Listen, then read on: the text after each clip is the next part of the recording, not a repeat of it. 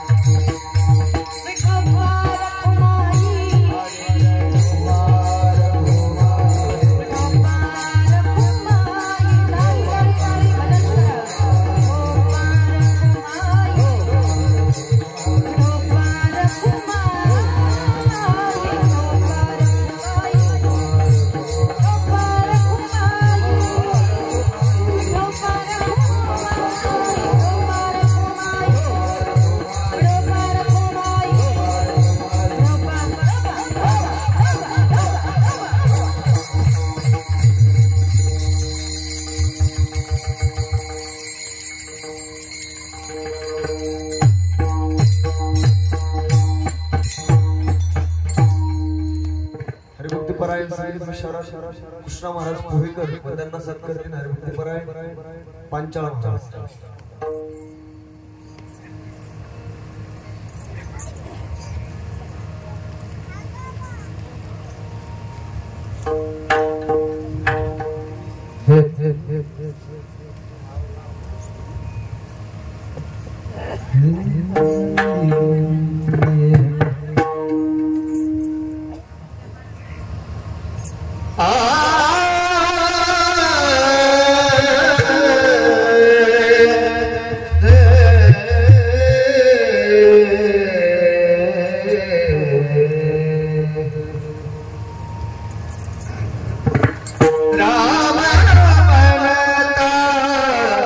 रामाची होई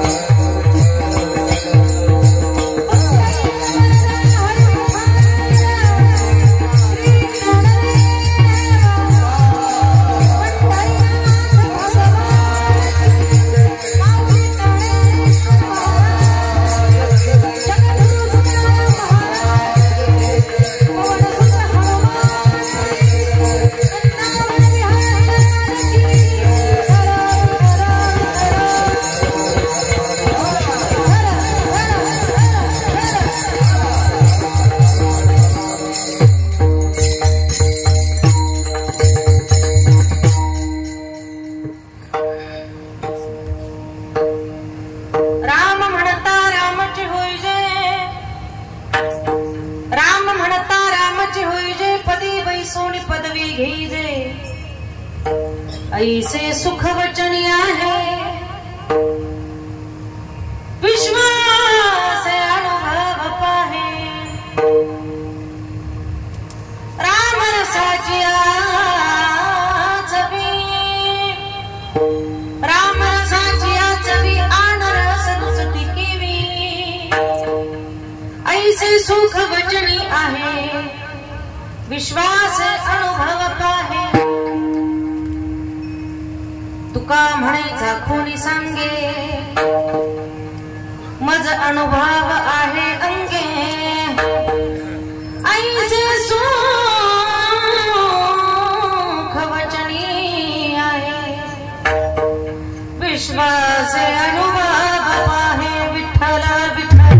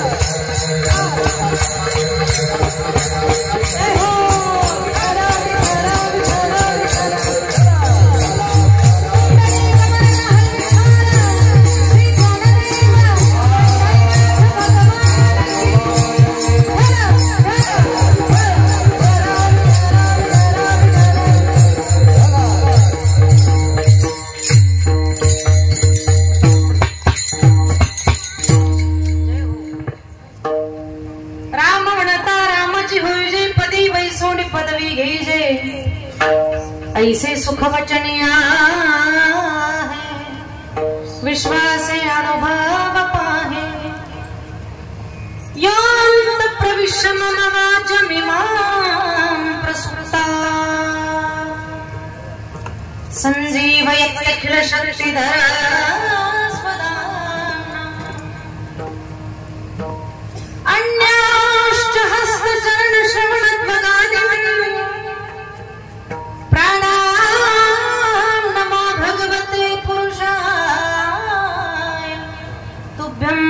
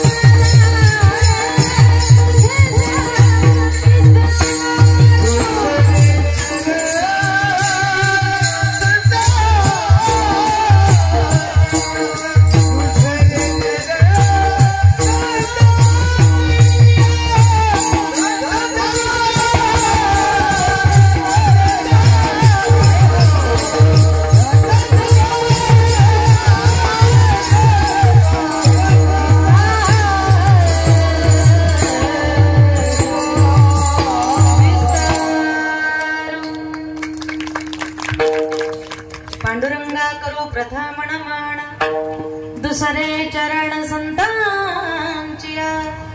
त्यांच्या कृपादाने कथेचा विस्तारू बाबाजी सद्गुरु दास तुका। ज्ञानेशं ज्ञानमूर्तिं च साक्षात् प्रेम स्वरूपिणां, नामदेवं च दयामूर्तिनाथं वन्दे पुनः पुनः। वैराग्यस्य परामूर्ति देहु क्षेत्र निवासिनां, तुकाराम महाराष्ट्र भक्तराज चतुष्टकम्। श्री गुरुचरण सरोज रज निजमल मुकुर सुधारि, वर्णौ रघुवर विमल जसु जोदायक फलचारि। बुद्धिहीन तनु जानिके सुमिरो पवन कुमार, बल बुद्धि विद्या देहु मोहि हरहु कलेश विकार। मस्तक है पाया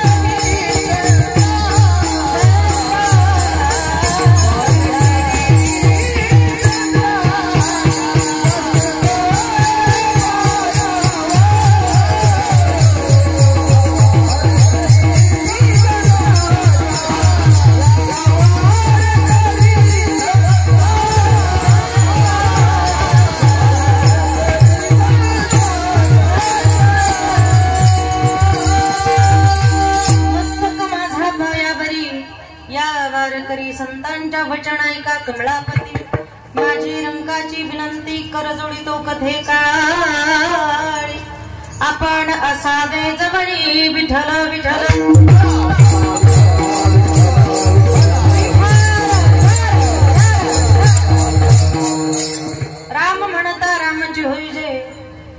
बैसोनी पदवी घेजे ऐसे सुख वचनी आहे विश्वास अनुभव पाहे प्रस्तुत प्राप्त प्रसंगी प्राप्त स्थळी ईश्वर चिंतनाकरिता निवडलेला अभंग विश्ववंद्य महाराष्ट्र भूषण वारकरी संप्रदायाच्या कलशस्थानी विराजमान असणारे विश्वसंत श्रीमंत श्री तुकोबराय यांचा चार चरणाचा आणि राम नाम घेतल्यानंतर आपल्या जीवनामध्ये आपली काय अवस्था होते याचं वर्णन तुकोबराय अभंगातून करतात. विठाला विठाला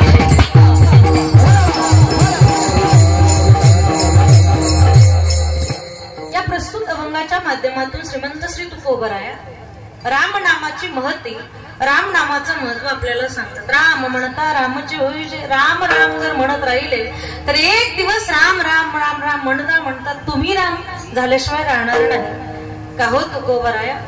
तुम्हाला काही अनुभव आहे का? तुकोबराय म्हणतात राम राम म्हटल्यानंतर एक दिवस राम माणूस राम होतो आणि राम या पदाला माणूस प्राप्त होतो. ऐसी सुख वचनी आहे. जेवढं सुख राम नाम म्हणण्यामध्ये आहे तेवढं सुख कशातच नाही. तुम्ही माझ्या या वचनावरती विश्वास ठेवा. विश्वास आहे अनुभव पाहे का हो तुकोबराय. राम नामाशिवाय आणखी कुठलं साधन तुमच्याकडे नाही का?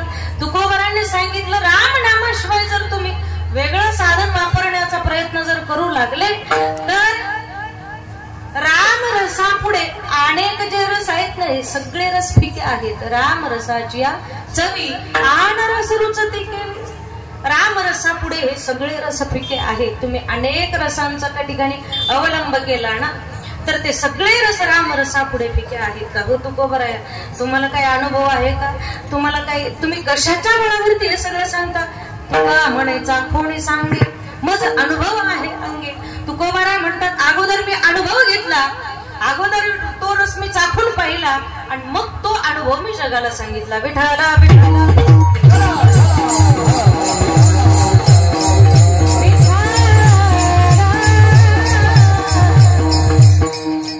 अभंगाचा सरळ सरळ शब्दशः अर्थ भावार्थ सर्व श्रोते सज्जन मायबाप माता भगिनी श्रोतवृंद सगळ्यांच्या चरणारविंदे ठेवण्याचा प्रयत्न केलेला आहे.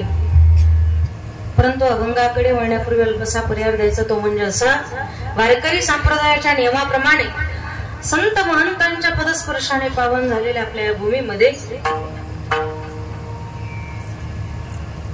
पाणेवाडी तालुका जिल्हा जालना बरोबर ना तालुका घनसावंगी आणि जिल्हा जालना या ठिकाणी चालू असलेला अखंड हरिनाम नामयज्ञ सप्ताह सोहळा ज्यांच्या कृपेने आशीर्वादाने मार्गदर्शनाने पांडुरंग परमात्म्याच्या असीम कृपेद्वारा श्री संत सावता महाराजांच्या कृपा आशीर्वादाने आणि मृदुंग मार्तंड हरिभक्तीपरायण ताल महर्षी नरहरी तात्या निचळ यांच्या अवल गावकर यांच्या कुशल मार्गदर्शनाने चालत असलेला हा अखंड हरिनाम भव्य आणि दिव्य अशा स्वरूपाचा असणारा हा नामयज्ञ सप्ताह सोहळा त्यामध्ये श्रीमद भागवत कथा ग्रंथराज ज्ञानेश्वरी पारायण सोहळा आणि या सर्वांच्याच उपस्थितीमध्ये पहिल्या दिवसाची सेवा करण्याचं सौभाग्य भगवान श्री परमात्म्याच्या सकल संतांच्या पुण्याईने आणि अनेक जन्माचं भाग्य म्हणावं लागेल मला या ठिकाणी पहिल्या दिवसाची. आणि तुम्ही सर्व श्रोते सज्जन मायबाप तुमच्या सर्वांचं दर्शन मला आज या ठिकाणी घडलं ही खऱ्या अर्थानं भगवंताची कृपा आहे. विठ्ठला विठ्ठला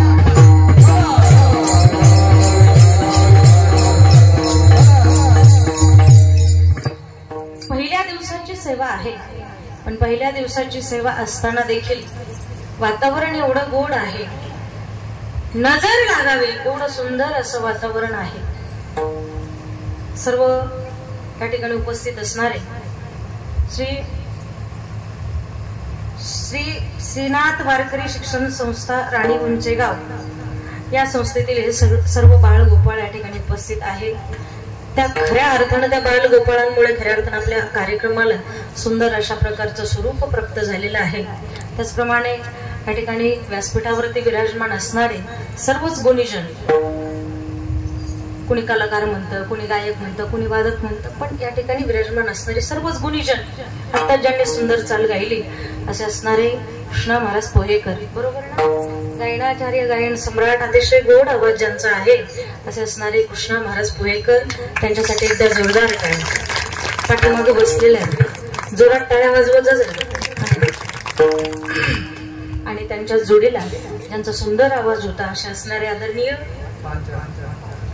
पांचाळ गुरुजी, अतिशय गोड चाल त्यांनी त्या ठिकाणी सादर केली, त्याबद्दल त्यांना धन्यवाद. खऱ्या अर्थानं आपल्या कार्यक्रमाचं स्वरूप, हे सुंदर स्वरूप ज्यांच्यामुळे प्राप्त झालंय आणि कार्यक्रमाची ही भव्यता आणि आणखी काय काय बोलावं, काय वाणू आता न पुरेही वाणी, शब्द अपुरे पडतात.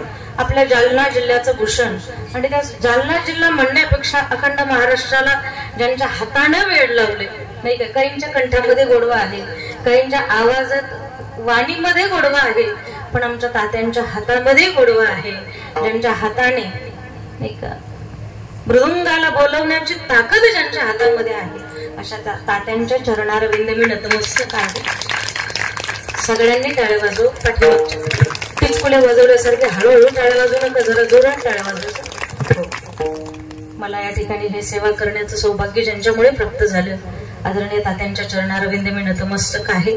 आणि त्याचप्रमाणे कार्यक्रमासाठी उपस्थित असणारे सर्व श्रोतूवर्ग, प्रभू तुम्ही महेशाच्या मूर्ती, मी दुबळा अर्पित असे भक्ती, म्हणून बोल जरी गंगावती, तरी ती स्वीकाराल की विठ्ठल विठ्ठल.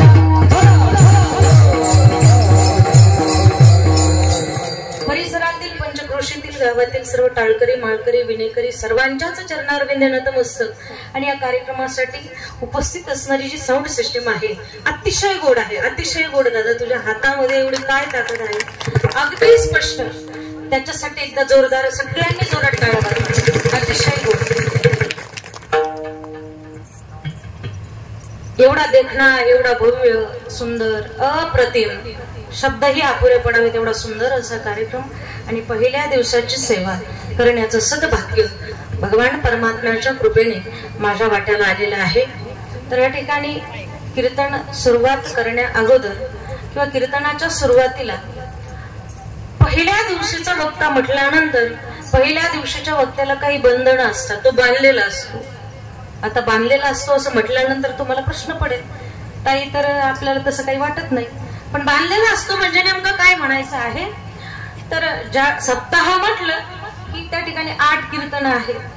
पहिल्या दिवशी नामपर कीर्तन आहे, 7व्या दिवशी जागर आहे, 8व्या दिवशी काला आहे आणि मध्ये 4-5 दिवस जे अभंग असतात त्याला कुठल्या अटी नसतात, बंधनं नसतात. बरोबर ना गुरुजी? अटी नाहीत, बंधनं नाहीत, पण जागराच्या दिवशी, काल्याच्या दिवशी आणि पहिल्या दिवशी कीर्तनकार वक्ता हा बांधलेला असतो, त्याला बंधनं असतात. कुठलं बंधन आहे? सप्ताहाच्या पहिल्या दिवशी जे कीर्तन आहे ना ते कीर्तन फक्त नामपर प्रकरणातलंच असावं. विठ्ठल विठ्ठल.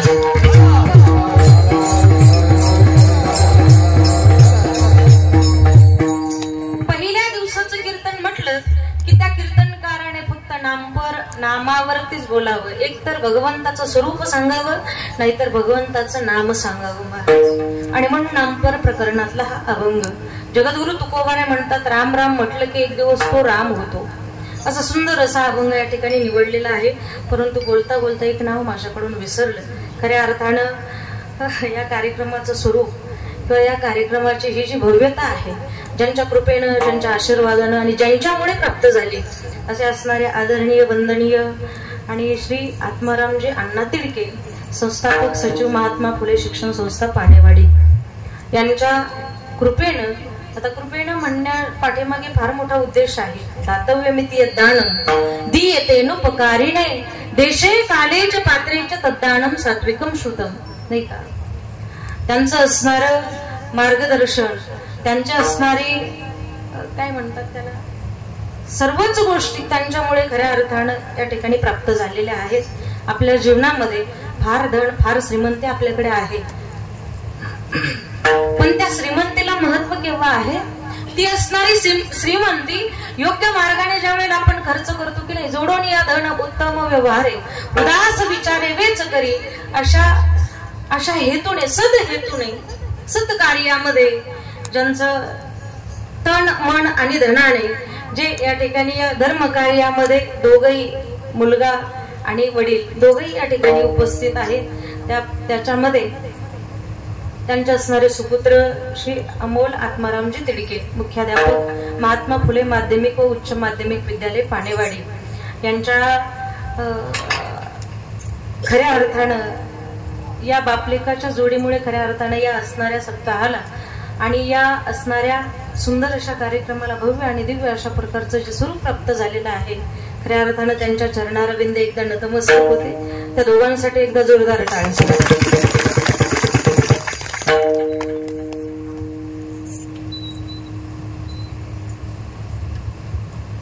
सेवेसाठी निवडलेला अभंग श्रीमंत श्री तुकोबराय यांचा आहे आणि या अभंगाच्या माध्यमातून श्री जगद्गुरु तुकोबराय रामनामाचं महत्व किंवा अनुभव, आपल्या जीवनातला अनुभव जगद्गुरु तुकोबराय या ठिकाणी विशद करतात. सांसारिक असो किंवा प्रापंचिक असो, प्रत्येक माणसाच्या जीवनामध्ये अनुभव आहे. अनुभव हा प्रत्येकाच्या जीवनामध्ये आहे आणि तो अनुभव आपण जगाला सांगितला पाहिजे. पण तो अनुभव सांगत असताना तो अनुभव कुठला आहे, तो अनुभव किती उंचीचा आहे, तो अनुभव किती स्टेजचा आहे, याबद्दल माणसाने नेहमी विचार करून सांगितला पाहिजे. आपल्या जीवनामध्ये आपला संसार चांगला व्हावा असं जर कोणाला वाटत असेल तर त्याची परिस्थिती चांगली असली पाहिजे. आणि आपल्या जीवनामध्ये परमार्थ चांगला व्हावा असा जर प्रश्न एखाद्याला चांगला पडत असेल, एखाद्याला वाटत असेल आपला परमार्थ चांगला असावा, त्याची मनस्थिती चांगली असली पाहिजे. परिस्थिती आणि मनस्थिती या नाण्याच्या दोन बाजू आहे, पण त्या ठिकाणी संसार आणि प्रपंचामध्ये दोन्हीही गरजेचे आहेत. विठ्ठल विठ्ठल.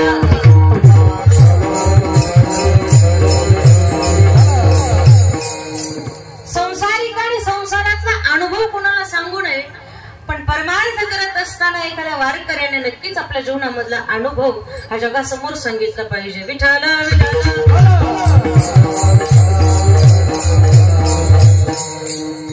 प्रपंच करत असताना तुमच्या परिस्थितीला फार किंमत आहे आणि परमार्थ करत असताना तुमच्या मनस्थितीला फार किंमत आहे. तुम्ही जर प्रपंच करत असाल, उत्तम प्रपंच जर तुम्हाला करायचा असेल तर तुमच्या जीवनामध्ये तुमची परिस्थिती चांगली असली पाहिजे. परिस्थितीशिवाय तुम्हाला घरात दारात कुठेच कोणीच किंमत देत नाही महाराज. परिस्थितीशिवाय तुमची परिस्थिती जर व्यवस्थित असेल, योग्य असेल, तर तुम्हाला घरातही किंमत असते, दारातही किंमत असते महाराज. तुमचा खिसा जर गरम असेल, तुम्हाला घरातही किंमत असते, गावातही असते, सगळीकडे किंमत असते महाराज, नाही का? आजकाल धनवंतालागी सर्व मान्यता आहे जगी. तुमच्या परिस्थितीला फार किंमत आहे.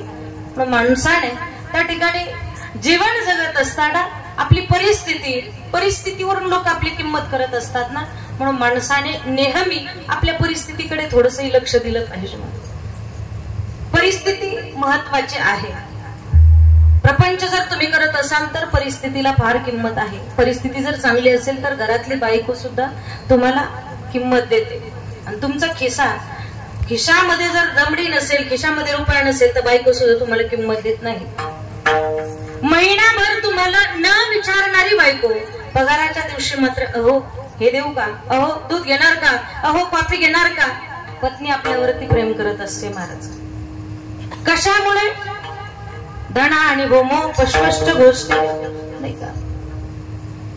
पत्नी प्रेम कशासाठी करते? फक्त पैशाच्या बळावर किंवा परिस्थितीच्या बळावर पत्नी आपल्यावरती प्रेम करत असते. परिस्थिती फार महत्वाची आहे. असंच एका गावामध्ये एक जोडपं, एक कुटुंब, एक पती पत्नी. सकाळच्या वेळेला तो उठायचा, हातामध्ये डबा घ्यायचा, बाटली घ्यायचा, पिशवी घ्यायचा, डब्याची पिशवी घ्यायचा, रोज जॉबवरती ड्युटीवरती जायचा. ड्युटीवरती जात असताना कालांतराने त्यानं विचार केला. ती पत्नी रोज सांगायची, मालक तुम्ही जॉबवरून आल्याशिवाय, तुम्ही गावातून घरी आल्याशिवाय मी अन्न पाण्याचा घास देखील घेणार नाही. परिस्थिती मला तुम्हाला सांगायची आहे. अन्न पाण्याचा घास देखील घेणार नाही मालक, माझं तुमच्यावर फार प्रेम आहे. ती पत्नी सांगायची त्याला. पण त्यानं विचार केला, ज्या वेळेला आपलं लग्न झालं त्यावेळेला ही 30 किलोची होती, पण आता अचानक ही 70 किलोची कशी काय झाली? अरे हिच्यासाठी मला दरवाजा वाढवून घ्यावा लागला, दरवाजा मोठा करून घ्यावा लागला. त्यालाही प्रश्न पडला. मग त्यानं एक दिवस परीक्षा घ्यायचं ठरवलं. त्यानं काय केलं, जसा समोरच्या दारातून जात होता ना तसा हातामध्ये डब्याची पिशवी घेतली, समोरच्या दारातून गेला, पण ड्युटीवर न जाता पाठीमागच्या दारातून आला, सवण्या वाट खाली पाहू लागला. खाली पाहत असताना त्याच्या लक्षामध्ये आलं, तो जसा घराच्या बाहेर पडला, घराच्या बाहेर पडल्याबरोबर रस्त्यावरून एक माणूस जात होता. पेढे घ्या हो पेढे, 25 रुपयाचे पावशर पेढे. ही पळतच गेली, धावतच गेली, 25 रुपयाचे पावशर पेढे घेतले, घरामध्ये आली, तेवढे पेढे खाल्ले. आणखी 10 मिनिटांनी ऊस घ्या ऊस, 10 रुपयाचे 5 ऊस. ही पळतच गेली, ऊस घेऊन आली आणि घरात आल्यानंतर तेवढे ऊस खाल्ले. दैनंदिन तिचा कार्यक्रम असा चालू होता, वरून पाहत होता. आता याला काही फार आनंद झाला असेल का महाराज? संध्याकाळ झाली, संध्याकाळच्या वेळेला हा वरून खाली उतरला आणि खाली उतरल्याबरोबर रागाने लाल बुंद झाला, डोळे रागाने लाल झाले. समोरून आला, आता समोरून येताना काही शाल श्रीफळ हार घेऊन आला असेल का? काय नाही महाराज, राग आला होता, लाल बुंद झाला होता, पण काही चालत नाही ना महाराज, काहीच चालत नाही, काही म्हणता येत नाही. गावातला पुढारी असतो, तुमच्या इकडचं सांगत नाही, आमच्या तिकडचं. गावातला पुढारी असतो, गावातला पुढारी कडक कपडे घालून गावात येतो. कडक कपडे किती कडक असतात महाराज, अरे त्याला पण काही तारतम्य असतं का नाही? इतके कडक कपडे घालतात, इतके कडक कपडे घालतात, त्याच्यावर हात फिरवला तर आपला हात कापण, एवढे कडक कपडे असतात महाराज. गावात आला की याव त्याव, आणि घरी गेलं का बायकोच्या ताटाखालचं मांजरच महाराज म्याव. अरे प्रत्येकाच्या जीवनातली तीच अवस्था आहे. बायकोच्या समोर काही बोलताच आहे ना, मग तो दारातून घरात, घरातून दारात, दारातून घरात, घरातून दारात. ती म्हटली मालक अशी का हो धुसफूस? त्यानं सांगितलं 10 रुपयाचे 5 ऊस. मालक असे का हो आडे वेडे? त्याने सांगितलं, तिने सांगितलं 25 रुपयाचे पावशर पेढे. महाराज, ही तुमची परिस्थिती आहे. परिस्थिती जर चांगली असेल तर बायको तुम्हाला किंमत देते, आणि परिस्थिती जर चांगली नसेल तर ती बायको सुद्धा शेजेची कामे ना दूर राहे, शेजेची कामे दूर राहे.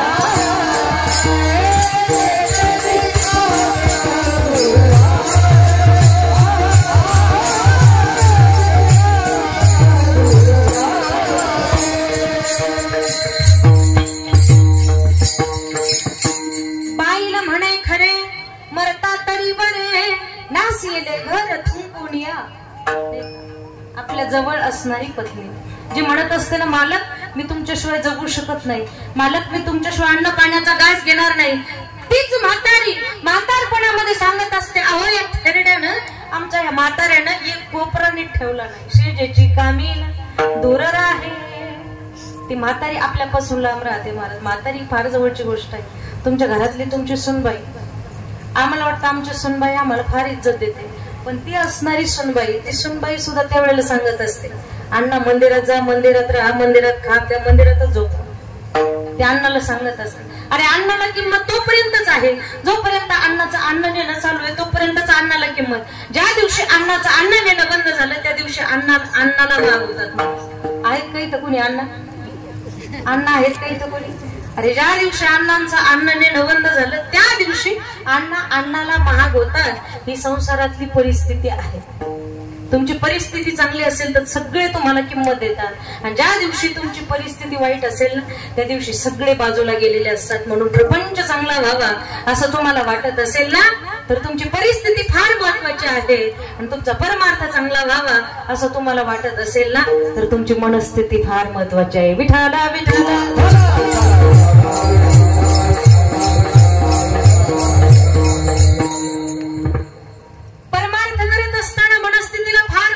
कशावरून? आमच्या ज्ञानोबारांना विचारा. चित्त नाही नामे तरी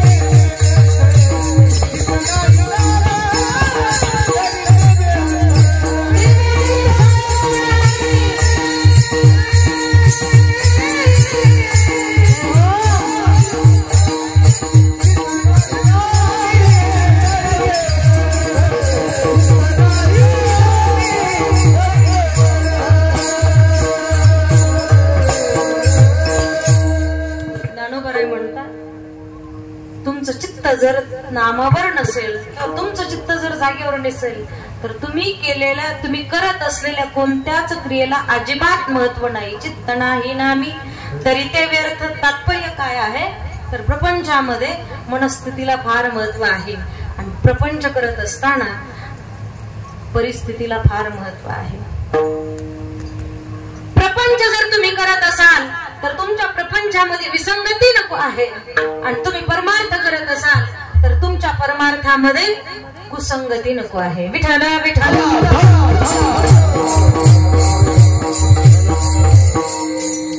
विसंगती, कुसंगती, सतसंगती अनेक प्रकारची संगती आहे. प्रपंच करत असताना विसंगती नको आहे आणि परमार्थ करत असताना कुसंगती नको आहे. विसंगती म्हणजे बायकोचं तोंड त्या कडेला आणि मालकाचं तोंड ह्या कडेला. महाराज तो प्रपंच चांगला होत नाही. प्रपंचाच्या विरुद्ध असणारा परमार्थ, परमार्थ करत असताना परमार्थामध्ये कुसंगती नको आहे. आपल्या जीवनामध्ये परमार्थ करत असताना संगतीला फार महत्व आहे. संगत संतन की करणे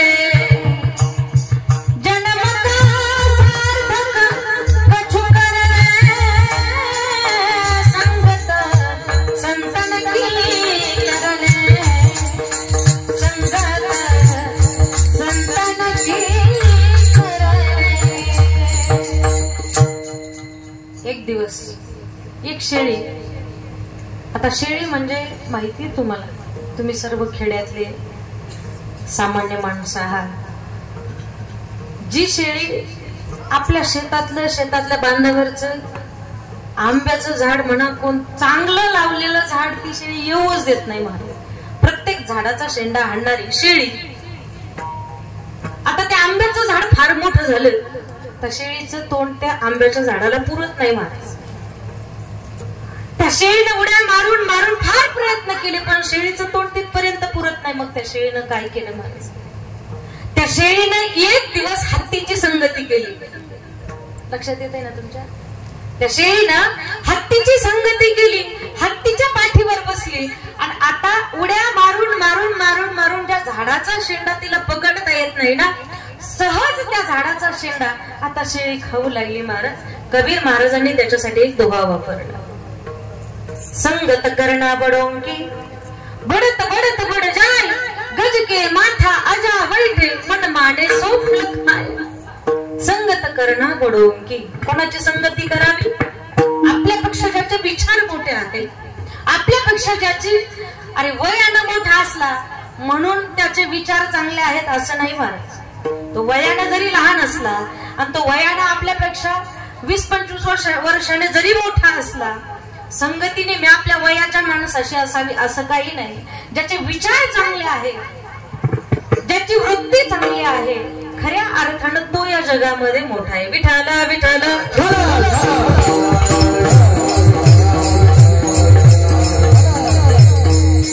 संगत करणा बडोंकी बडत बडत बड जाय. अशा माणसाची संगती जर आपल्या जीवनामध्ये घडत असेल ना तर जीवनाचं नक्कीच सोनं झाल्याशिवाय राहत नाही. आणि वाईट माणसाची संगती जर आपल्या जीवनामध्ये आपल्याला जर त्याचं योगदान लाभत असेल, वाईट संगती जर आपल्या जीवनामध्ये घडत असेल तर आपलं जीवन मातीमोल झाल्याशिवाय राहत नाही. जगद्गुरु तुकोबारांनी त्याच्यासाठी दृष्टांत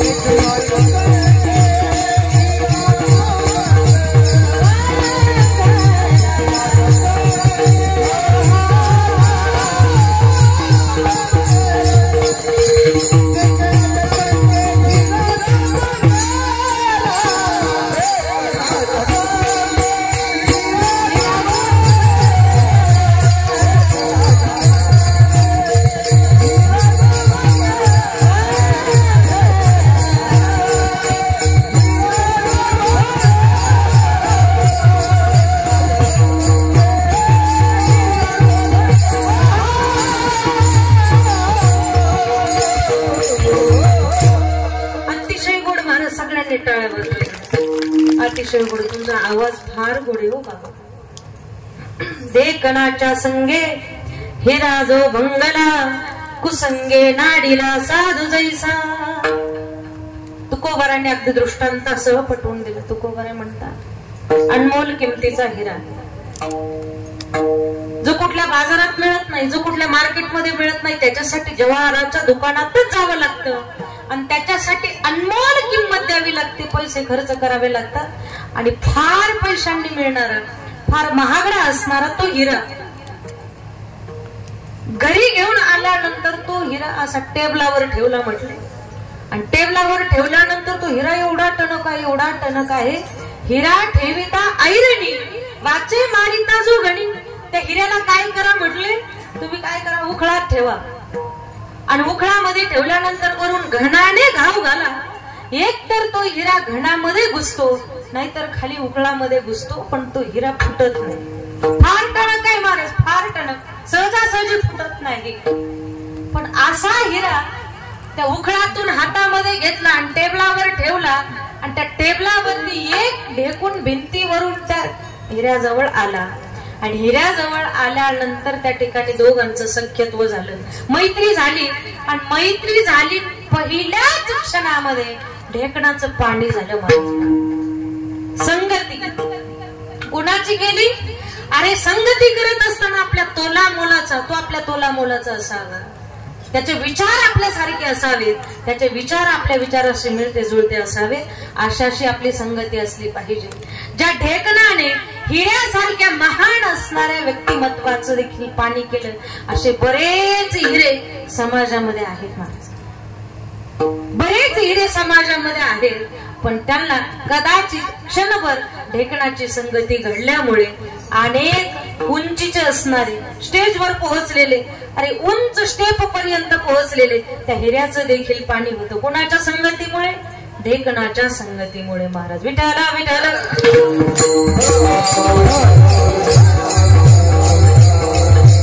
ढेकणाच्या संगे हिरा जो भंगला, कुसंगे नाडीला साधू जैसा. साधूचं जीवन, साधू कुणाला म्हणतात? ज्यानं जीवनातले 6 दोन टाकले, षडविकार ज्यानं जीवनातले 2 टाकले त्याला साधू असं म्हणतात. अशा साधूच्या जीवनामध्ये देखील संगती जर वाईट घडत असेल, वाईट संगती जर त्याच्या जीवनामध्ये घडत असेल ना, तर त्या ठिकाणी साधू, महात्मा, ऋषी, मुनी, जपी तपी असं काही नाही महाराज. त्यांचं जीवन देखील त्या ठिकाणी मातीमोल झाल्याशिवाय राहत नाही. कुसंगती फार वाईट आहे. एक दृष्टांत सांगते म्हणजे तुमच्या पटकन लक्षामध्ये येईल. एक कावळा आणि एक राजहंस. उन्हाळ्याचे दिवस होते आणि उन्हाळ्याचे दिवस असल्या कारणानं कावळा आणि राजहंस वडाच्या झाडावरती बसलेले होते आणि वडाच्या झाडावर बसून त्यांच्या त्या ठिकाणी गप्पा चालू होते. काय गप्पा चालू होत्या? महाराज पाणेवाडीमध्ये फार मोठा नाम सप्ताह चालू आहे, भव्य आणि दिव्य अशा प्रकारचं स्वरूप आहे. एक एक रत्न, एक एका हुणी बळी असं गोड गोड रत्न त्या ठिकाणी आपल्याला ऐकायला पाहायला मिळते. अशा सुंदर सप्ताहामध्ये असं त्यांच्या सप्ताहाच्या गप्पा चाललेल्या होत्या. गप्पा मारत असताना त्या राजधानीचा राजा आला आणि त्या वडाच्या झाडाखाली त्याने विश्रांतीसाठी थांबला. आता विश्रांतीसाठी थांबल्यानंतर दुपारची वेळ आहे, राजाला झोप लागली आणि झोप लागल्यानंतर बिचारा राजहंसानं पाहिलं. राजहंस फार दयाळू आहे महाराज. राजहंसाचं अंतःकरण म्हणजे संतांचं अंतःकरण आहे. मृदू सवाय नवनीत तैसे सज्जनाचे चित्त. मृदू म्हणजे अतिशय मऊ, मऊ मेणावणी आम्ही विष्णुदास. इतकं दयाळू अंतःकरण त्या राजहंसाचं आहे. त्या राजहंसानं काय केलं? राजाच्या चेहऱ्यावर उन्हाचे कवडसे येतात म्हणून राजहंसानं आपले पंख पसरवले आणि राजाच्या चेहऱ्यावरती सावली धरली. हा राजहंस आहे. राजहंस दयाळू तर आहेच आहे, पण राजहंस फार ज्ञानी आहे, राजहंस फार विद्वान आहे, राजहंस फार हुशार आहे. पहा तुम्ही, ज्या वेळेला राजहंसासमोर एका पात्रामध्ये दूध आणि पाणी एकत्र करून ठेवलं जातं, त्यावेळेला तो असणारा राजहंस, हुशार असणारा राजहंस, बुद्धिमान आहे. तो राजहंस पाणी आणि दूध दोन्ही सेवन करत नाही, त्यातलं दूध पिऊन घेतो, पाणी तसंच ठेवतो महाराज. त्याला राजहंस असं म्हणतात. सार आणि असार या दोन्ही मधलं ज्याला सार कळतं ना, त्याला राजहंस असं म्हणतात. तो राजहंस फार हुशार आहे. त्यानं राजाच्या चेहऱ्यावर सावली धरली, पण त्याच्याच संगतीला त्याच्या शेजारी बसलेला कावळा, जो काव काव करतो ना, कावळा प्रत्येकाला माहिती, प्रत्येकाच्या दारात येतो, प्रत्येकाला खेड्यातले माणसं आहेत. तो कावळा, त्या कावळ्याबद्दल बोलत असताना माऊली ज्ञानोबा, विश्व माऊली ज्ञानोबारांनी वर्णन केलं.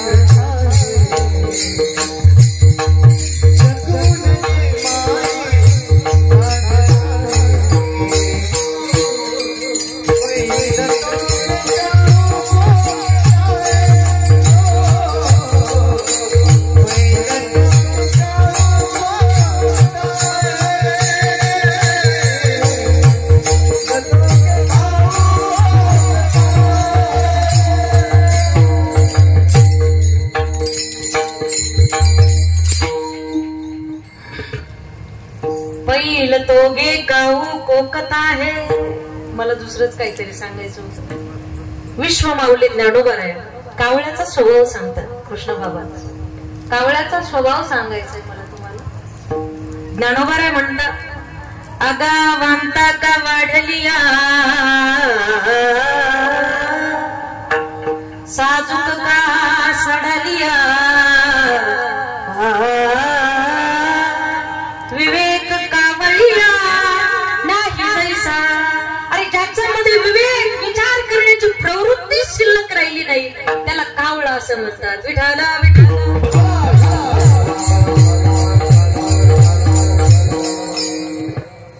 ज्याचे विचार चांगले नाही, ज्याची वृत्ती चांगली नाही, ज्ञानोबा नाही म्हणतात ज्याला उलटी केलेलं आहे, वाढलेलं आहे, उकिरडा आहे, चढलेलं आहे का कुजलेलं आहे याचं ज्ञानच ज्याच्या ठिकाणी नाही त्याला कावळा असं म्हणतात. तो कावळा राजहंसाच्या शेजारी बसलेला होता महाराज. आता राजहंसाने पंख पसरवलेले, सावली धरलेलं जसं कावळ्यानं पाहिलं, पाहिल्याबरोबर वरूनच कावळ्यानं गोपीचंदनाचा टिळा लावला आणि कावळा उडून गेला. लक्षात आलं ना गोपीचंदनाचा टिळा तुमच्या? येतंय लक्षात? येतंय लक्षात? इकडे बसलेले तुम्ही विचार करा, मी चहा घेऊन येतो. गोपीचंदनाचा टिळा लावला म्हणजे येते ना लक्षात तुमच्या? राजाला काही वेळानंतर जाग आली. राजाच्या कपाळावरती ते त्यानं हात फिरून पाहिलं त्यावेळेस त्याच्या लक्षामध्ये आलं. राजाला राग आला आणि मग राजानं काय केलं, आपल्या भात्यातला बाण काढला, धनुष्याला जोडला आणि वरती झाडावर पाहिलं तर वरकावळा उडून गेला होता. राजहंस बिचारा तिथे होता. राजहंसाच्या दिशेनं त्या राजानं बाण सोडला. सुसू करत करत करत करत करत तो बाण त्या ठिकाणी राजहंसाच्या हृदयातून पार झाला. त्यावेळेला तडपड तडपड तडपड करत करत करत तो राजहंस राजासाहेबाच्या पुढ्यात येऊन पडला आणि त्यावेळेला तो राजहंस राजासाहेबाला सांगत होता, का हो राजासाहेब, आपल्या जीवनामध्ये जर वाईट माणसाची संगती घडत असेल तर माणसाला मरावं लागतं म्हटलं. वाईट माणसाची जर संगती घडली ना आपलं जीवन मातीमोल होतं, त्याच ठिकाणी उद्ध्वस्त होतं आणि त्याच क्षणी आपल्याला मरावं लागतं. साहेब, जीवनामध्ये संगती करत असताना कुसंगती किंवा वाईट संगती जीवनामध्ये कधीच घडू नये, तर चांगल्या माणसाची संगती घडावी. विचारला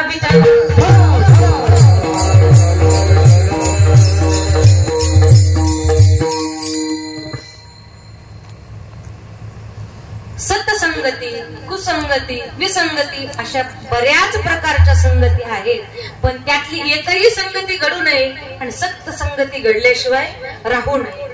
सत्संगती जर आपल्या जीवनामध्ये घडत असेल ना तर संतांच्या संगतीने या जगाचं असणारं आराध्य दैवत परमतत्व ईश्वर परमात्मा, त्या परमात्म्याचं दर्शन आपल्याला होत असतं. हरी दिसे जनी बणी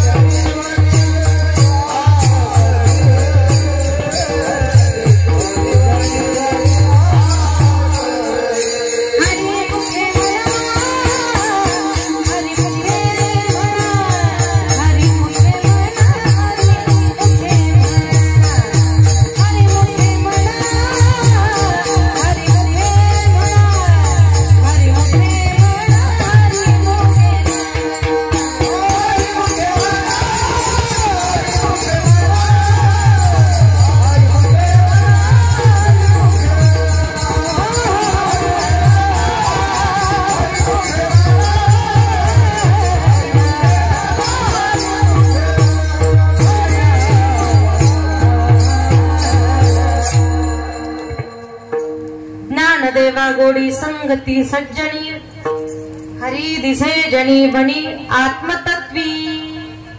संतांच्या संगतीमध्ये गेल्यानंतर, संतांच्या संगतीमध्ये, सज्जनांच्या संगतीमध्ये गेल्यानंतर ज्ञानोबाराय म्हणतात या जगताचं असणार आराध्य दैवत परमतत्व तो श्री हरी एका ठिकाणी दिसत नाही. हरी दिसे जनी हरी दिसे मणी हरी दिसे आत्मतत्वी विठला विठला.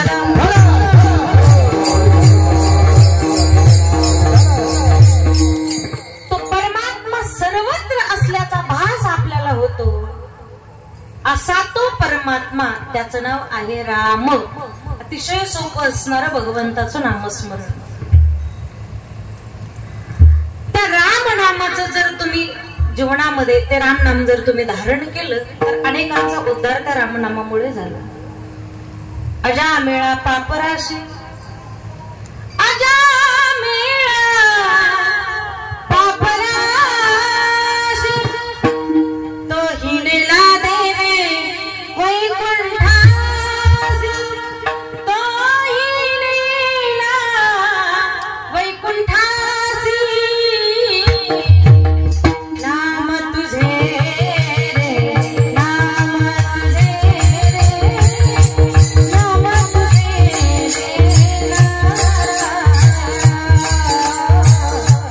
नाम तुझे नाम तुझे नाम तुझे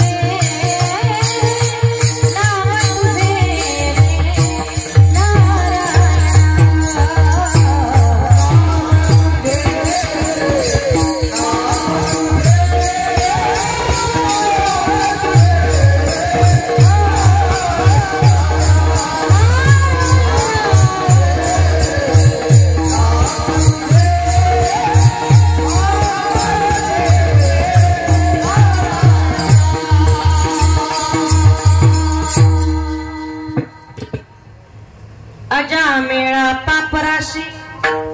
भगवतामध्ये देखील त्याचं असणारं उदाहरण, अतिशय प्रसिद्ध उदाहरण. जो अजामेळ अतिशय पापी आहे.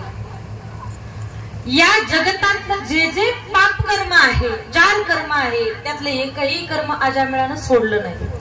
एवढं पाप जीवनामध्ये केलं म्हणा. परस्त्री गमन सगळ्यात वाईट असणारं पाप.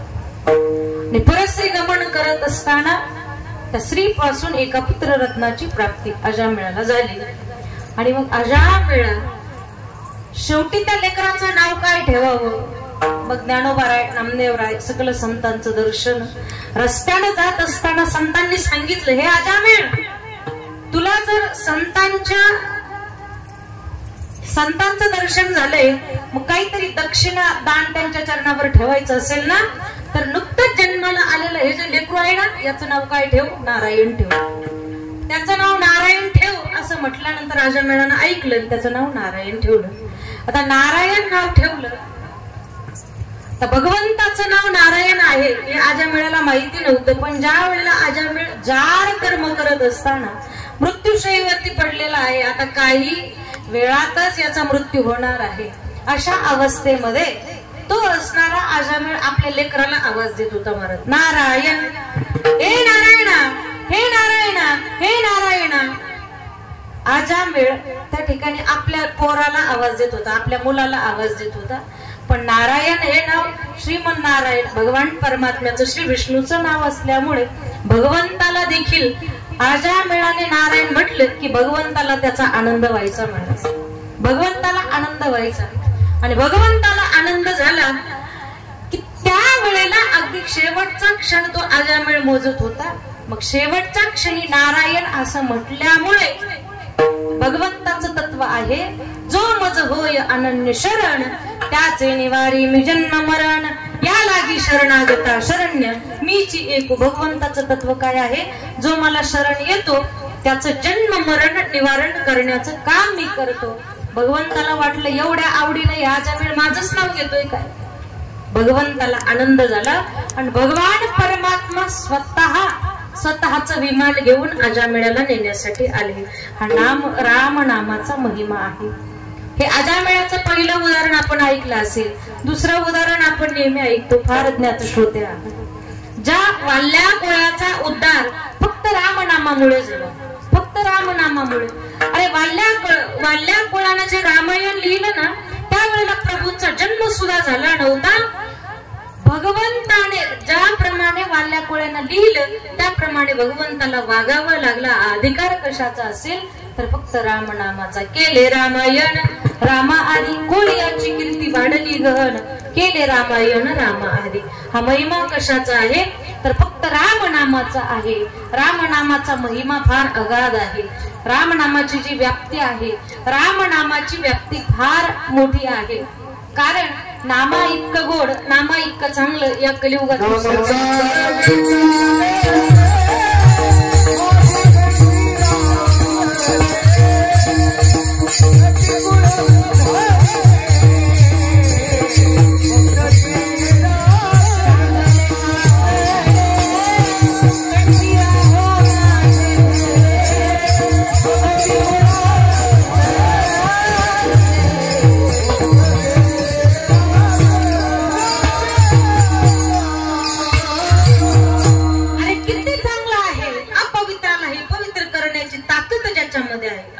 अपवित्राणाम पवित्रम्यो मंगलानाम च मंगलम.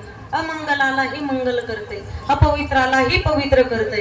एवढं सुंदर असणारं, गोड असणारं भगवंताचं नामस्मरण. ज्या नामामुळे चांगल्याचा तर उद्धार झाला, पण ज्या अपवित्र होते त्याचाही उद्धार झाला. मला अपवित्र असणारी पुतना.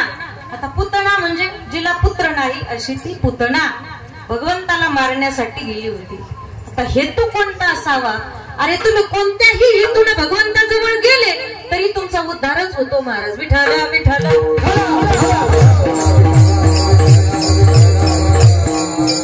तुम्ही चांगल्या हेतूने गेले, वाईट हेतूने गेले, तुम्ही चांगलं म्हणून गेले, वाईट म्हणून गेले, मित्र म्हणून गेले, शत्रू म्हणून गेले, सज्जन म्हणून गेले, दुर्जन म्हणून गेले, कोणत्याही हेतूने भगवंताजवळ गेलं की भगवंत त्या ठिकाणी तुमचा उद्धार केल्याशिवाय राहत नाही.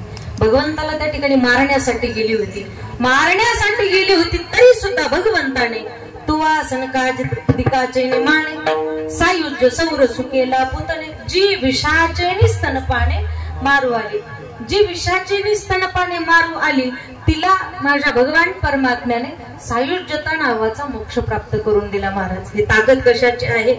भगवंताला फक्त शरण गेली होती.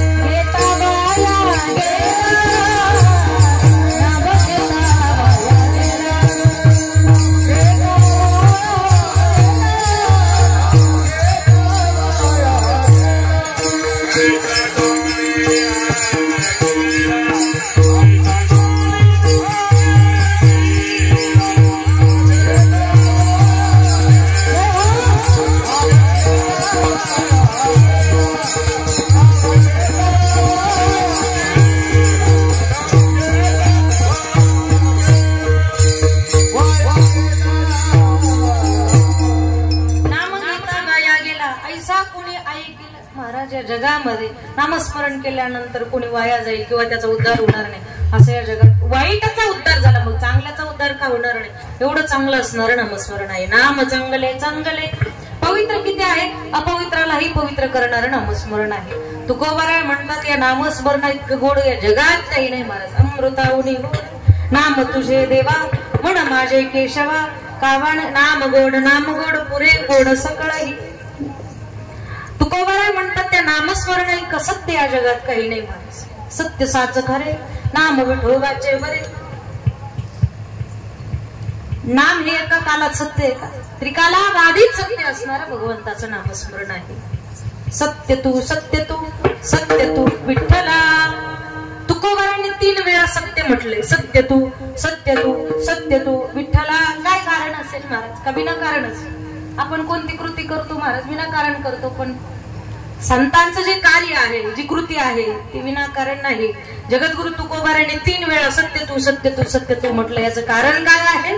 जो भूतकाळामध्येही सत्य आहे, जो भविष्यातही सत्य आहे आणि जो वर्तमानातही सत्य आहे. म्हणून तुकोबारांनी शब्द वापरला सत्य तू सत्य तू सत्य तू विठ्ठला. सत्य असणारा भगवान परमात्मा. ज्या भगवान परमात्म्याचं नामस्मरणही सत्य आहे, भगवंतही सत्य आहे महाराज, असा तो भगवान परमात्मा, त्याचं नामस्मरण घेतल्यानंतर तो जीव फक्त जीव राहत नाही, तर तो जीव राम राम म्हणत असताना एक दिवस तो जीव राम झाल्याशिवाय राहत नाही. अभंगाच्या प्रथमच्या राम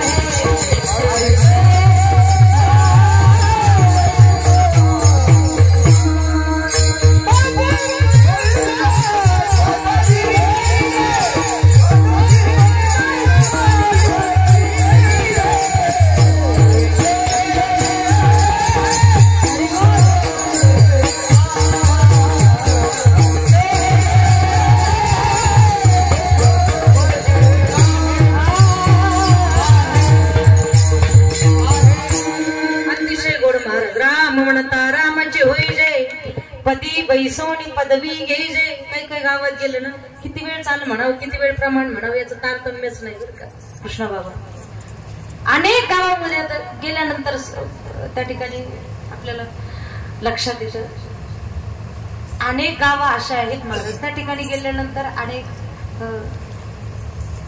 गुणीजन, आता नावं ठेवू नये, पण बऱ्याच ठिकाणी गेल्यानंतर प्रसंग येतो. असंच एकदा कीर्तनाला गेलो, आणि कीर्तनाला गेल्यानंतर कीर्तन चालू झाले. आता किती वेळ चाल म्हणावी, किती वेळ प्रमाण म्हणावं, किती वेळ आलाप म्हणावं, तुम्हाला सांगायचं आहे मला. अतिशय गोड चाल तुम्ही म्हटले, अगदी कमी वेळेमध्ये कीर्तन चालू झालं. कीर्तन चालू झाल्यानंतर ज्या वेळेला आपण चाल म्हणायला उभं राहिलो, तर चाल म्हणत असताना किती वेळ चाल म्हणावी. कीर्तनातली चाल जास्तीत जास्त 3 मिनिटे, 3 मिनिटापेक्षा 5 मिनिटे, जास्तीत जास्त 5 मिनिटे. 5 मिनिटांपेक्षा जास्त वेळ त्या ठिकाणी असणाऱ्या वक्त्याचा, कीर्तनकाराचा घेऊ नये. चाल म्हणायला सुरुवात झाली, चाल म्हणता म्हणता ज्या वेळेला आपण आलाप म्हणण्यासाठी तोंड आ करतो, आलाप म्हणण्यासाठी तोंड आ करावं लागतं. तर किती वेळ आलाप म्हणावा महाराज. समोरून चिमणी आली, आतमध्ये गेली, अंडे ठेवून पिल्लं घेऊनच बाहेर आली, तरी सुद्धा आमचा आलाप संपत नाही. किती वेळ आलाप म्हणावा, किती वेळ चाल म्हणावी, किती वेळ प्रमाण, कशासाठी किती वेळ द्यावा, याचं तारतम्य माणसाकडे असलं पाहिजे. अतिशय गोड. राम म्हणता रामची होईजे, पदी बैसोनी पदवी घेईजे. अनेक पदव्या आपल्याला जगामध्ये पाहायला मिळतील. मालक जर त्या ठिकाणी वकील असेल, मालकिनीला वकिलीनबाई. मालक जर मास्तर असतील तर मालकिनीला मास्तरीनबाई. मालक जर महाराज असतील तर मालकिनीला बोला की पाठीमागच्या. कीर्तनात बोलायची सवय नाही तुम्हाला. तुम्ही सगळीकडे भरपूर बोलता, पण कीर्तनात आले फार गरीब होऊन बसता, धरून आणल्यासारख्या बळच येऊन बसता कीर्तनात. आता जर तुम्हाला रस्त्यावर नेऊन उभं केलं आणि सांगितलं, तुमचं जर नंबरच आला पाहिजे, तुम्हाला बक्षीस ठेवलेले महाराज, आशा बांधते, एकमेकीच्या जिंजा उपस्तोवर बांधते महाराज, पण कीर्तनात बोलणार नाही महाराज. मालक जर महाराज असतील तर महाराजीनबाई, मालक जर मास्तर असतील तर मास्तरीनबाई, मालक जर वकील असतील तर वकिलीनबाई. अरे भगवंताचंही तसंच आहे. भगवंताचं जर तुम्ही राम नाम राम राम राम राम जर म्हणत राहिल्या तर एक दिवस तो परमात्मा आपलं स्वतःचं पद भगवान परमात्मा आपल्याला देऊन टाकल्याशिवाय राहत नाही. राम म्हणता रामची होईजे, पदी बैसोनी पदवी घेईजे. त्या पदावरती आरूढ होता आलं पाहिजे. तेवढी उंची आपली झाली पाहिजे महाराज. तेवढ्या उंच पदाला आपण जाऊन पोहोचलं पाहिजे की राम राम राम राम म्हणत म्हणत एक दिवस ही काया ब्रह्मरूप झाली पाहिजे. गोविंद गोविंद मनाला छंद. आपल्या वाणीला, आपल्या असणाऱ्या शरीराला, आपल्या असणाऱ्या देहाला छंद लागावा. कोणाचा छंद लागावा हे तेवढंच महत्वाचं आहे. छंद कुणाचा लागला पाहिजे. काहीला छंद लावण्याचा असतो आणि काहीला छंद लावण्याचा. मराठी भाषा जिकडे वळावी तशी वळते महाराज. तुकोबारांचं प्रमाण आहे. काहीला छंद लावण्याचा आणि काहीला छंद, पण छंद कुणाचा लागावा किंवा कोणाचा छंद लागला पाहिजे. माझ्या मना लागो छंद,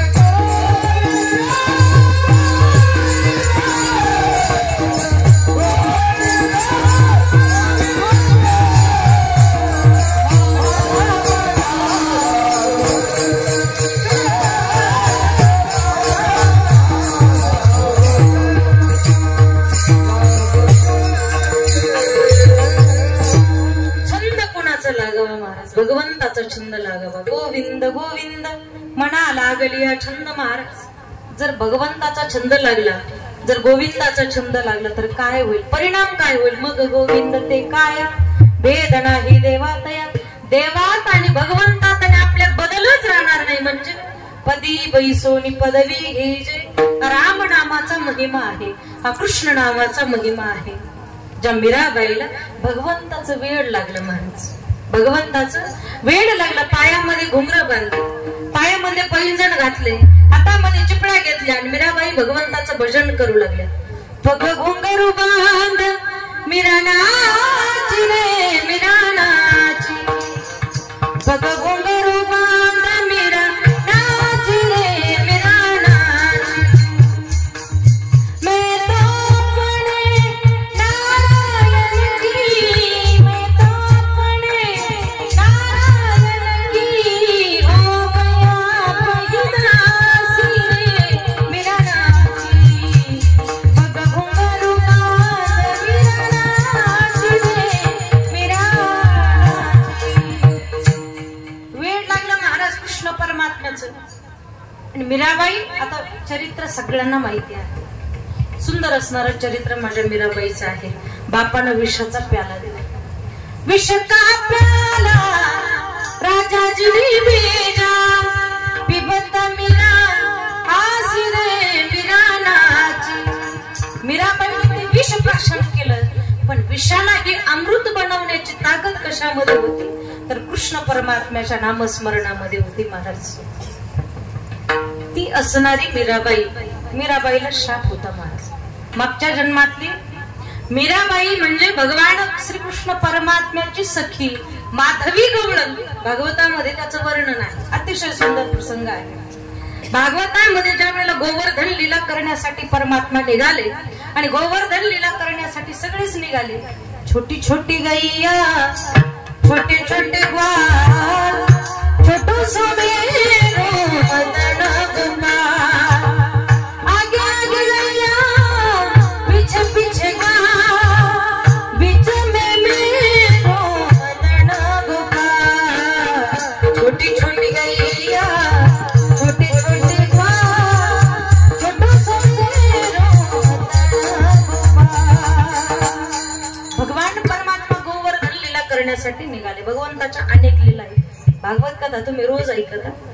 अनेक लीला भागवतामध्ये सांगितल्या, त्यातली गोवर्धन लीला. आता ही गोवर्धन लीला पाहण्यासाठी सगळे निघाले, पण माधवी गवळणीला मात्र शाप होता. काय शाप होता? ज्या वेळेला कृष्ण परमात्माचा एक सवंगडी, त्याचं लग्न ठरलं आणि लग्न ठरल्यानंतर त्याची असणारी पत्नी, त्याची असणारी बायको, परमात्म्याला इच्छा झाली की तिचं तोंड पाहावं.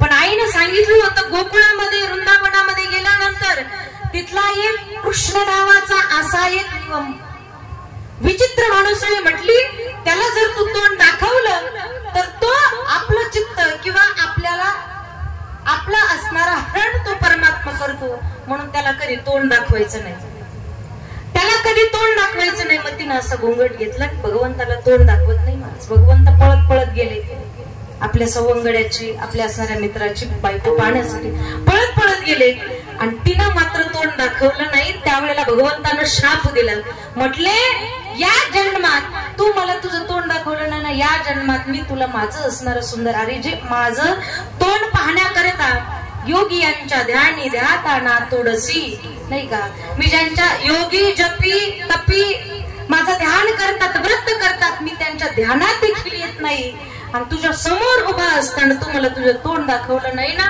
तर तुला माझा शाप आहे, तुला मी माझं तोंड हे असणारं सुंदर श्रीमुख आता परत कधी दाखवणार नाही. शाप दिला, आणि ती असणारी माधवी गवळण मग परमात्म्यानं गोवर्धन लीला केली.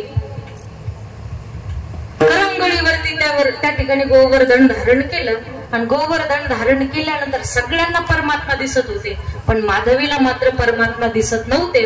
त्यावेळेला परमात्म्यानं सांगितलं, हे माधवी, आता या जन्मामध्ये माझा तुला शाप आहे. पण त्यावेळेला माधवीनं सांगितलं, देवा, या एकाच जन्मामध्ये मला तुमचा शाप आहे, पण पुढच्या जन्मामध्ये निदान माझं तुमचं असणारं श्रीमुख मला दिसावं, तुमची भक्ती मला घडावी, तुमचं कृष्ण कृष्ण असणारं नामस्मरण मला माझ्या वाणीने घडावं, याच्यासाठी मला परत एक जन्म हवा आहे. भगवंतानं तिला उपशाप दिला आणि सांगितलं, हे माधवी, या जन्मामध्ये मात्र तू माधवी आहेस, पण पुढच्या जन्मामध्ये हीच माधवी मीराबाई म्हणून जन्माला येणार आहे.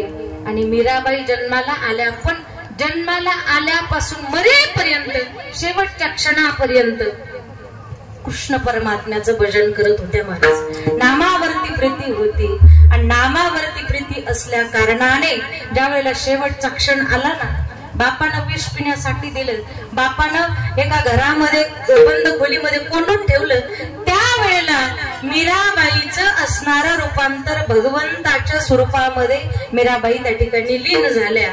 आणि लक्षामध्ये आलं की ही असणारी मीराबाई कृष्ण कृष्ण म्हणून म्हणून म्हणून एक दिवस मीराबाई स्वतः कृष्ण झाल्या. हा परिणाम कशाचा असेल, तर हा परिणाम फक्त भगवंताच्या नामस्मरणाचा आहे. विठाला विठ्ठल राम म्हणता रामाची होईजे, पदी बैसोनी पदवी घेईजे. महाराज म्हणतात, ऐसे सुख वचनी आहे. ऐसे म्हणजे कैसे? अरे ज्या सुखाच्या अपेक्षेमध्ये, ज्या सुखाची इच्छा, सुखाच्या अपेक्षेने सगळं जग रात्रीचा दिवस दिवसाची रात्र करते. सगळ्याला वाटतं मला सुख मिळावं, मला सुख प्राप्त व्हावं, पण सुख खऱ्या अर्थानं कोणाला सापडत नाही. सुखाचा पत्ताच सापडला नाही महाराज. सुखाचा जर पत्ता तुम्हाला सापडावा असं वाटत असेल ना, तर सुखाचा पत्ता सापडवण्यासाठी तुम्ही पंढरपूरला गेलं पाहिजे महाराज. तुम्ही पंढरपूरला गेल्यानंतर त्या ठिकाणी पांडुरंग परमात्म्याकडे पाहिल्यानंतर तुम्हाला सुखाचा असणारा पत्ता सापडणार आहे. त्या पांडुरंग परमात्म्याशिवाय या जगामध्ये सुखी असणार कोणीच नाही, किंवा त्याच्या इतकं सुखी किंवा त्याच्या इतकं सुख प्रदान करणारे या जगामध्ये कोणी नाही. तुझी एकदान सुरदाता, तो परमात्मा आपल्याला सुख, परमात्मा म्हणजे सुख आहे, सुख म्हणजेच परमात्मा आहे. अरे जे सुख सापडवण्याकरता आपण सगळे धावतो, पण आपल्या पदरामध्ये सुख मिळतंय का? सगळं दुःखच आपल्या पदरामध्ये पडतंय महाराज. जो देखे सो दुखिया बाबा, सुखिया नाही रे. सगळ्यांना वाटतं मला सुख मिळावं, पण आजपर्यंत इथं बसलेले, मंडपात बसलेले, तुम्हाला सुख मिळालंय का? अरे जर तुम्हाला सुख इथं मिळालं असतं तर तुम्ही इथून उठून घरी गेलेच नसते. आणि घरी जर सुख मिळालं असतं तर घरून तुम्ही पुन्हा कीर्तनात येऊन बसलेच नसते महाराज. तुम्हीच भ्रमात येत नेमकं सुख इथे आहे का नेमकं सुख तिथे आहे. सुख सापडायला मिळायलाच तयार नाही महाराज. दुःख बांधवाडी आहे हा संसार, ज्याच्या पाठीमागे आपण लागलोय तो दुःखानं बरगटलेला आहे. पण तिथून उठून इथपर्यंत येतात आणि इथं आल्यानंतर फक्त शरीरानं आपण कीर्तनात बसतो, पण चिंतन मात्र सगळं घरचंच असतं. दरवाजा नीट लावला का नाही, दरवाजाला कडी नीट लावली का नाही, कडीला कुलूप घातलं का नाही, कुलपाची चावी फिरून पाहिली का नाही, कुलपाला झटका मारून पाहिला का नाही. अरे कीर्तनात बसल्या तरी लक्ष सगळं चपलावरती असतं. असे किती जन्म घेतल्यानंतर आपल्याला परमार्थ घडणार आहे महाराज? नाही ना घडणार. या जगामध्ये प्रत्येकाची इच्छा आहे, जगी सर्व सुखी असा कोण आहे, विचारी रे मना तुझी शोधून. प्रत्येकाला सुखाची अपेक्षा आहे, पण पदरात मात्र सगळ्यांच्या दुःखच आहे. किती दुःख आहे जीवनामध्ये. एक सामान्य माणूस रस्त्यानं चाललं होतं आणि रस्त्यानं जाता जाता जंगलातून जाताना एक वाघ पाठीमागे लागला. आता वाघ पाठीमागे लागल्यानंतर आता हे पळत सुटला. पळता पळता पळता पळता एका वडाच्या झाडाजवळ जाऊन पोहोचला आणि वडाच्या झाडाजवळ जाऊन पोहोचल्याबरोबर त्याने वडाच्या पारंब्याला धरलं. पारंब्याला धरल्यानंतर पारंब्याला धरून झोका खेळू लागला. तेवढ्यात त्याच्या लक्षामध्ये आलं, म्हटलं आपण ज्या वडाच्या पारंब्याला धरलेला आहे ते वडाचं झाड विहिरीच्या काठावर आहे. मग त्याला वाटलं आता विहिरीत खाली उडी माराव. खाली बघायला गेला तर खाली नागोबा, पाठीमागं पाहिलं तर पाठीमागं वाघोबा. आता आगीतून फुफाट्यात पडल्यासारखी त्याची अवस्था झाली. पण आता काय करणार, पाठीमागं पाहिलं वाघोबा, खाली पाहिलं नागोबा. एवढ्या ज्या पारंब्याला त्यानं धरलेलं होतं त्या पारंब्याला याचा धक्का लागल्यानंतर हिसका बसला आणि हिसका बसल्यानंतर त्या पारंब्याच्या मुळाला आग्या मोळ बसलेलं होतं. आता आग्या मोळ याचा हिसका बसल्यानंतर ते आग्या मोळ उठलं आणि आग्या मोळ उठल्यावर याचा काही शाल श्रीफळ नारळ देऊन सत्कार केला असेल का महाराज? नाही ना. ते आग्या मोळ याला शरीराचा चावा घेतला, त्याला भयंकर वेदना झाल्या आणि वेदना झाल्या तरी सुद्धा शेवटी त्या आग्या मोहळातला एक मधाचा थेंब याच्या जिभेवर पडला आणि जिभेवर पडल्यानंतर याच्या तोंडातून एकच वाक्य बाहेर पडलं, काय? वा काय मधाची चव आहे म्हटला. काय म्हटला? वा काय मधाची चव आहे. सांगण्याचं तात्पर्य एवढंच आहे, तुमची आमची अवस्था सुद्धा त्याच्यासारखी झाली म्हणजे. आपली अवस्था सुद्धा त्याच्यासारखी आहे. पाठीमागं पाहिलं तर तेवढंच दुःख, पुढे पाहिलं तर तेवढंच दुःख, पण एक क्षणभर अपेक्षा आपली सुखाची असते. सुख पाहता जवा पाडे, दुःख पर्वताये वडे. छोटीशी अपेक्षा असते महाराज संसाराकडून. आपली छोटीशी अपेक्षा असते, ती अपेक्षा पूर्ण व्हायसाठी आपली फार धडपड चालू असते. किती दुःख आहे संसारात सांगू का तुम्हाला. दोनाचे 4 हात झाले, मुलगा होत नाही. झाला मुलगा, तो नीटनेटका होत नाही. बरं इकडून तिकडून नीटनेटका झाला, त्याचं लग्न होत नाही. झालं लग्न, ती नांदत नाही. नांदली तर तिला लेकरूबाळ होत नाही.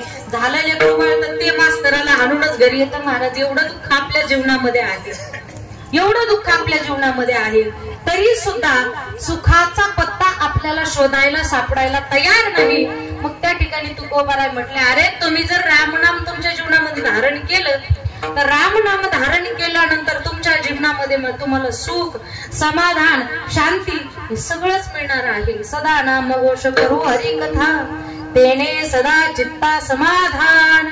तुकोबाराय म्हणतात तुमच्या जीवनामध्ये तुम्हाला समाधानाची प्राप्ती होईल, सुखाची प्राप्ती होईल. कारण ऐसे सुख वचनी आहे. राम नाम ह्या वचनामध्येच सुख आहे. तुम्ही काय करा, विश्वास ठेवून पहा. विश्वास जर ठेवला तरच तुम्हाला सुखाची प्राप्ती होईल. का हो तुकोबाराय, राम रसाशिवाय आणखी काही रसांचा जर आम्ही अवलंब केला किंवा आणखी काही रसांचं जर आम्ही सेवन करायचा प्रयत्न केला, तुकोबाराय म्हणतात ते सगळे रस राम रसासमोर फिके आहेत. अभंगाच्या 3ऱ्या चरणात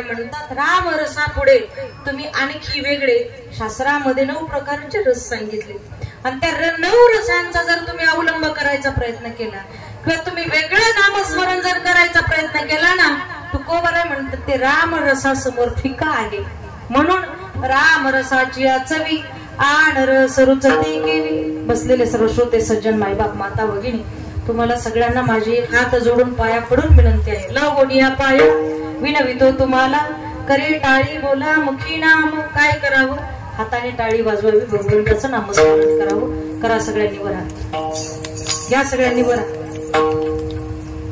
केले सगळ्यांनी वरती हात पाठीमाग इकडं घ्या घ्या पलीकडे पाठीमाग जेते घ्या बरं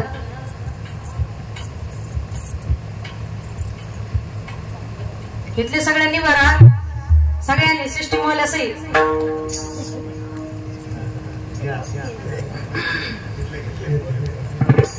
राहू दे असेच मी चहा घेऊन येते. तू म्हणत ताई तुमचा चहावर लय जोर आहे चहा जास्त प्रिय काय तसं काही नाही कीर्तनात ते सगळ्यांनी ताट ताट ज्यांच्या हातात बांगड्या आहेत अशा ज्यांच्या हातात बांगड्या नाहीत असे सगळ्यांनी टाळी वाजवायची आहे मला. विठोबा रखुमाई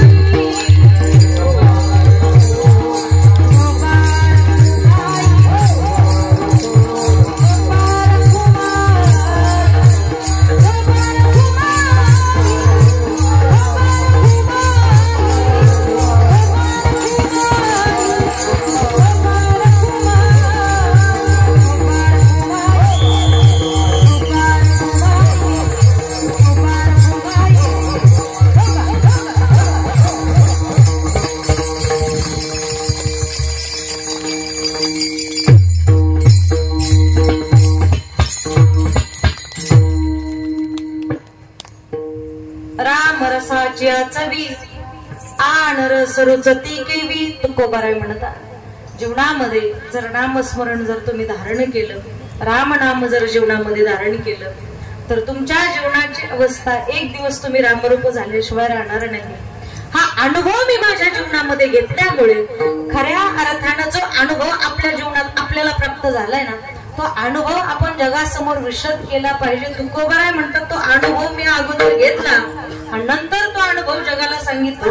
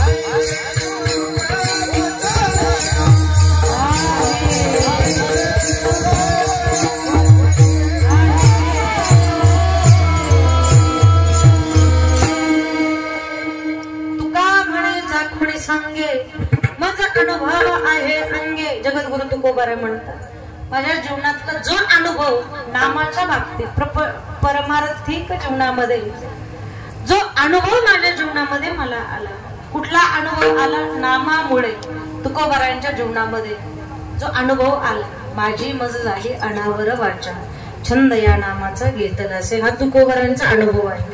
हा अनुभव जगद्गुरु तुकोबाराय म्हणतात, मी जगाला अगोदर मी तो अनुभव घेतला आणि मग तो अनुभव मी घेतल्यानंतर मग जगाला सांगितला. तुका म्हणेचा कोणी सांगितले, माझा अनुभव आहे अंगे, ऐसे सुख वचनी आहे, विश्वासे अनुभव पाहे. असा सुंदर अभंग, साधा सरळ सोपा, तुमच्या पाठातला नसेल पण कानपाठ नक्की असेल असा सुंदर अभंग तुमच्या सर्वांच्या सेवेकरिता या ठिकाणी निवडलेला होता. ज्याप्रमाणे मला अभंगावरती बोलता आलं त्याप्रमाणे निश्चित नक्की मी बोलण्याचा प्रयत्न केला, परंतु जे काही बरं वाटलं असेल ते घेऊन जा, जे नको असेल ते मात्र इथंच ठेवून जा, जे आवडलं असेल ते आचरणामध्ये आणण्याचा प्रयत्न करा.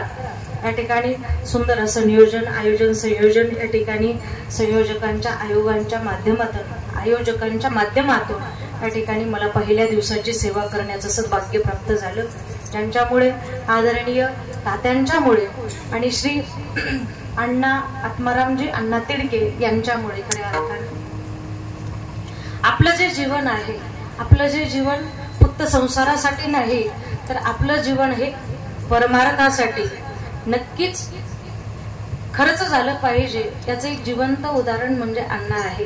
आणि अण्णांच्या सदहेतूमुळे किंवा अण्णांच्या या सत्कार्यामुळे जीवन कसं असावं, जीवन थोडं असावं पण गोड असावं, थोडंच असावं. 100 वर्ष शेळी होऊन जगण्यापेक्षा माणसानं 10च वर्ष जगावं पण वाघासारखं जगावं. माणूस अगदी अण्णांसारखं जीवन माणसासारखं असावं. ज्या वेळेला अण्णांच्याकडे पाहिलं किंवा त्यांचं हे कार्य मी ज्या वेळेला पाहिलं त्यावेळेला मला माझ्या लक्षामध्ये आलं की माणसाचं जीवन कसं असावं. असे जगावे दुनियेमध्ये आव्हानाचे लावणी अत्तर, नजरेमध्ये नजर रोखुनी आयुष्याला द्यावे उत्तर. असे जगावे दुनियेमध्ये आव्हानाचे लावणी अत्तर, नजर रोखुनी नजरेमध्ये आयुष्याला द्यावे उत्तर. करून जावे असेही काही दुनियेतून जाताना, करून जावे असेही काही दुनियेतून जाताना. विठाला विठाला